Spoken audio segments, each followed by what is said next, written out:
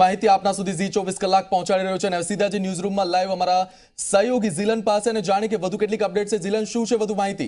બિલકુલ મિહિર, જે પળે પળની અપડેટ છે તે સતત અમે દર્શકો સુધી પહોંચાડી રહ્યા છે। તમામ ખબરો દર્શકોને આપી રહ્યા છે। જે સીમાના જે પ્રદેશો છે તે દરેક જગ્યા ઉપર અત્યારે એલર્ટ આપવામાં આવ્યું છે। ખાસ કરીને જો ગુજરાતની જો વાત કરવામાં આવે તો ગુજરાત ખૂબ જ મહત્વનું બની રહે છે, કારણ કે જે સરહદનો વિસ્તાર છે તે તમામ જગ્યા ઉપર અત્યારે એલર્ટ આપવામાં આવ્યું છે। સાથે સાથે જમ્મુ કાશ્મીર અને પંજાબના કેટલાક હવાઈ મથકો છે તે પણ એલર્ટ ઉપર છે અને તે પણ અત્યારે બંધ કરવામાં આવ્યા છે। વાયુસેના બધા જ એરબસ ઉપર પણ અત્યારે જે સામે આવી રહ્યું છે, વાયુસેના બધા એરબસ એલર્ટ ઉપર છે। વાયુસેનાના એરબસ પણ એલર્ટ ઉપર છે। આ ઉપરાંત જે હવાઈ મથકો છે તે પણ એલર્ટ ઉપર છે। જમ્મુ કાશ્મીર તેમજ પંજાબના ચંદીગઢ એરપોર્ટ પણ એલર્ટ પર છે। એટલે કે કહી શકાય કે જે સ્થિતિ જે છે અત્યારે સંપૂર્ણ જે છે તંગ બની ચૂકી છે અને પીએમના નિવાસસ્થાને અત્યારે બેઠક ચાલી રહી છે। હિતેન વિઠલાણી આપણી સાથે જોડાયા છે આ વિશે વાતચીત કરવા માટે। હિતેન, બેઠકોનો દોર જે રીતે શરૂ થઈ ગયો છે, ગૃહ મંત્રાલયની બેઠક બાદ અત્યારે પીએમના નિવાસસ્થાને બેઠક ચાલી રહી છે। બિલકુલ, ગૃહ મંત્રાલયમાં જે ઉચ્ચ સ્તરીય બેઠક યોજાઈ હતી તે બેઠકનો રિપોર્ટ લઈને ગૃહમંત્રી રાજનાથસિંહ અને એનએસએ અજીત દોવાલ પીએમ ને મળવા પહોંચ્યા છે। પીએમ સાથે આ બેઠક ચાલી રહી છે। પલ પલની જાણકારી જે છે તે પ્રાઇમ મિનિસ્ટર નરેન્દ્ર મોદીને આપવામાં આવી છે। જે માહિતી મળી રહી છે સામે તે મુજબ કે નેશનલ સિક્યુરિટી એડવાઇઝરે પીએમને પૂરી બોર્ડર પર જે અત્યારે હાલ હરકત ચાલી રહી છે, છેલ્લા લગભગ 4 થી 5 કલાકથી જે પાકિસ્તાન હરકત કરી રહ્યું છે તે તમામની માહિતી આપવામાં આવી છે। તો સાથે સાથે જે હિસાબે હોમ મિનિસ્ટ્રી તરફથી જે આદેશ આપવામાં આવ્યો છે તમામ ડીજીસને કે દરેક પેરામિલિટરી ડીજીસ અને સિક્યુરિટી સાથે એક જે બેઠક કરી હતી તે બેઠકનો રિપોર્ટ પણ પીએમને સોંપવામાં આવ્યો છે।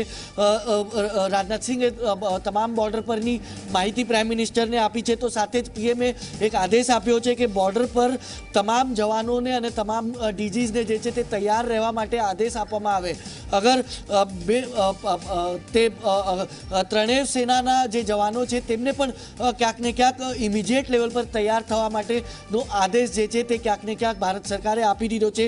2 મિનિટની અંદર પાયલટ તૈયાર થઈ જવો જોઈએ એવો એક નિર્દેશ અને હાઈ એલર્ટ જે છે આ એક જારી કરી દેવામાં આવ્યું છે। એટલે ક્યાંક ને ક્યાંક જે હિસાબે પાકિસ્તાન લગાતાર હરકત કરી રહ્યું છે અને સુધરવાનું નામ નથી લઈ રહ્યું, તો ભારત સરકાર પણ ક્યાંક ને ક્યાંક પૂરી રીતે તૈયાર છે। અગર યુદ્ધ થશે તો યુદ્ધ જેવી સ્થિતિ તો હાલ તૈયાર થઈ ચૂકી છે, પણ અગર યુદ્ધ કરશે પાકિસ્તાન તો ક્યાંક ને ક્યાંક ભારત પાછળ ના રહેવું જોઈએ। ભારત પૂરી રીતે તૈયાર રહેવું જોઈએ। ભારતના જવાનો પૂરી રીતે એલર્ટ હોવા જોઈએ। તેવા પ્રકારનો આદેશ જે છે તે પ્રાઇમ મિનિસ્ટર નરેન્દ્ર મોદીએ એનએસએ અને હોમ મિનિસ્ટરને આપી દીધો છે અને તે જ આદેશ હોમ મિનિસ્ટરે તમામ પેરામિલિટરી ફોર્सेसના ડીજીસને જે છે તે આપી દીધો છે કે તમામ જવાનો, ચાહે તે જળસેનાના હોય, વાયુસેનાના હોય કે પછી આર્મીના જવાનો, આ તમામ જવાનો ને આદેશ મળતા જ 2 મિનિટની અંદર તે એલર્ટ થઈ જવા જોઈએ અને તૈયાર।